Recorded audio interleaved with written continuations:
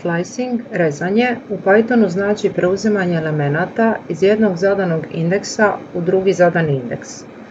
Prosljeđujemo isječak umjesto indeksa na ovaj način.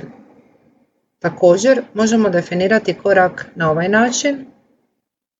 Ako ne definiramo start, po defaultu je 0. Ako ne definiramo end, po defaultu će to biti duljina niza u toj dimenziji.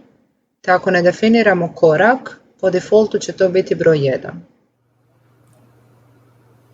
Kreirat ćemo niz po imenu niz A, unijeti brojeve od 1 do 10. Naš niz izgleda ovako.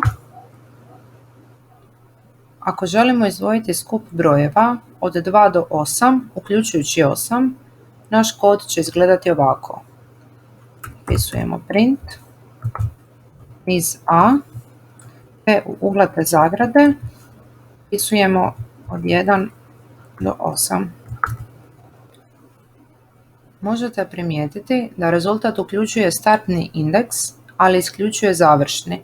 To morate imati na umu kod svakog rezanja elemenata. Ako želimo izdvojiti sve elemente od broja 5, uključujući 5, pa do kraja reda, koristiti ćemo dvotočku. Naš kod će izgledati ovako.